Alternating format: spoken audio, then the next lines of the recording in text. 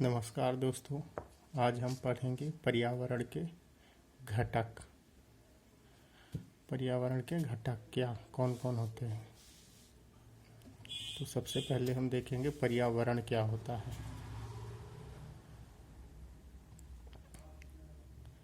पर्यावरण परिधर आवरण, जो आवरण हमें चारों ओर से घेरे है।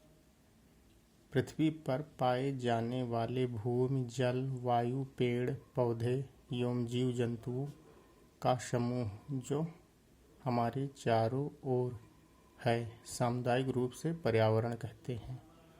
ये तो परिभाषा हुई पर्यावरण की। पर्यावरण के चारों तरफ से कौन कौन है। तो पर्यावरण है जिसमें जलमंडल, वायुमंडल, जैवमंडल, स्थल मंडल, इनका संयुक्त रूप पर्यावरण कहलाता है। जैवमंडल किसे कहते हैं। तो पृथ्वी पर जलमंडल, स्थल मंडल, वायुमंडल, तीनों का जो संयुक्त रूप होता है उसे जैवमंडल कहते हैं। इसको हम जैवमंडल कहते हैं। स्थल मंडल, जैवमंडल, जलमंडल, वायुमंडल, इनका तीनों का संयुक्त रूप जैवमंडल कहलाता है। अब घटक क्या होते हैं। ये घटक दो होते हैं, जैविक घटक, अजैविक घटक, बायोटिक, एबायोटिक। जैविक घटक में होते पेड़ पौधे पशु। अजैविक में वायु जल, प्रकाश, मृदा, ताप, ये सब अजैविक होते हैं। इनके भी घटक होते हैं प्राकृतिक और गैर मानव निर्मित। प्राकृतिक में पेड़, जल, वायु, मानव निर्मित सड़क, भवन, पुल, पार्क, जो मानव द्वारा निर्मित किया जाता है वो मानव निर्मित होता है। तो ये पर्यावरण के घटक होते हैं। पर्यावरण के घटक जब हुए तो इनको संरक्षण करने के लिए कुछ संस्थाएं बनाई गई, एक वैश्विक स्तर पर और भारत में। तो वैश्विक स्तर पर स्टॉकहोम सम्मेलन, ये वैश्विक स्तर का सबसे पहला सम्मेलन था, स्टॉकहोम सम्मेलन। स्टॉकहोम सम्मेलन स्वीडन के स्टॉकहोम शहर में 5 जून 1973 को आयोजित किया गया। पर्यावरण के संरक्षण के संबंध में अंतर्राष्ट्रीय स्तर पर यह पहला प्रयास था स्टॉकहोम का। इस सम्मेलन का प्रमुख उद्देश्य अंतर्राष्ट्रीय स्तर पर पर्यावरण का संरक्षण एवं उनमें सुधार करना था। इस सम्मेलन में यह घोषणा की गई थी कि प्रत्येक 5 जून विश्व पर्यावरण के रूप में मनाया जाएगा। फिर दूसरा हुआ पृथ्वी सम्मेलन, जिसको रियो सम्मेलन 1992 भी कहते हैं।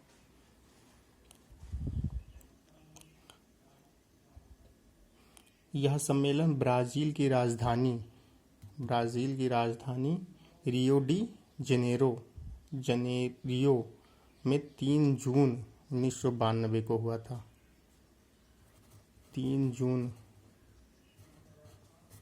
1992 को आयोजित किया गया था।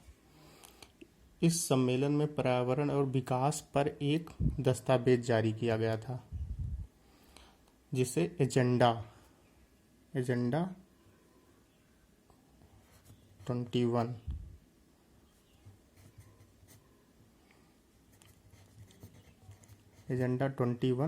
भी कहा जाता है।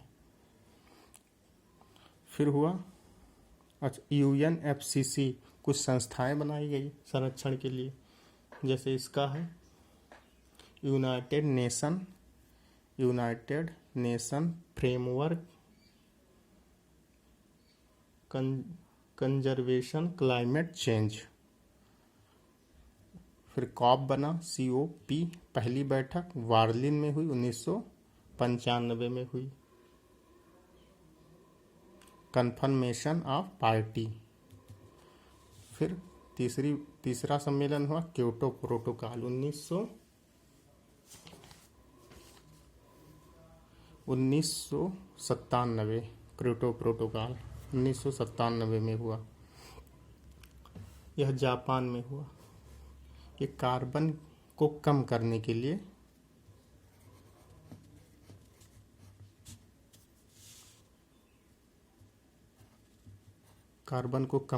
लिए ये बनाया गया।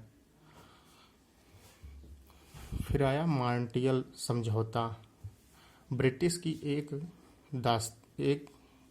समूह गया आर्कटिका पर, जहाँ पर उसने देखा कि ओजोन परत की लेयर पतली हो रही है, तो उसी को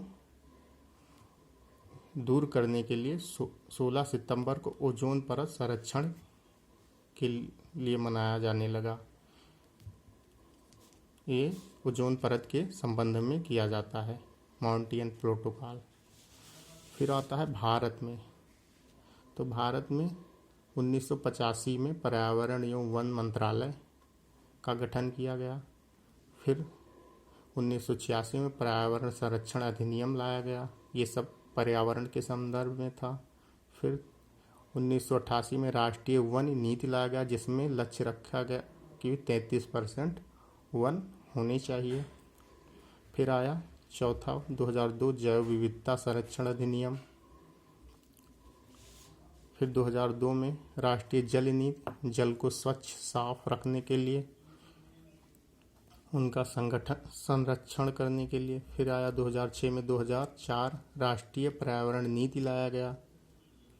फिर 2010 एनजीटी नेशनल ग्रीन ट्रिब्यूनल को लागू किया गया। तो ये भारत स्तर पर था और ये वैश्विक स्तर पर संरक्षण के लिए संस्थाएं बनाई गई, जिससे हमारी पृथ्वी स्वच्छ और आगे बढ़े। और इसके संबंध में कुछ दिवस भी मनाए जाने लगे।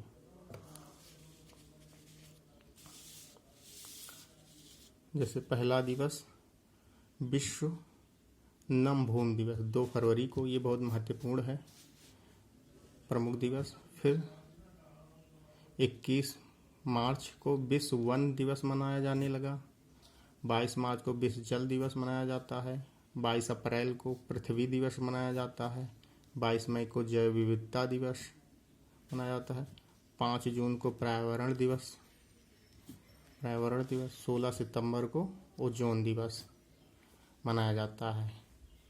ये सब पर्यावरण के लिए सब मनाया जाता है। आइए हम थोड़ा और देखते हैं। इसी में पर्यावरण में होता है खाद्य श्रृंखला और खाद्य कड़ी। खाद्य श्रृंखला और खाद्य कड़ी। तो खाद्य श्रृंखला क्या होती है? खाद्य श्रृंखला विभिन्न जीवों का वह क्रम है जिसके द्वारा एक परितंत्र में खाद्य ऊर्जा का प्रवाह होता है। इसे हम खाद्य श्रृंखला या खाद्य जाल कहते हैं। ये कैसे होता है? जैसे पौधों से टिड्डे में, टिड्डे से मेढक, टिड्डे को मेढक ने खाया, मेढक में गया, मेढक को सांप ने खाया, ऐसे ये चलता रहता है। अच्छा, इसमें एक और होता है ऊर्जा का संचरण।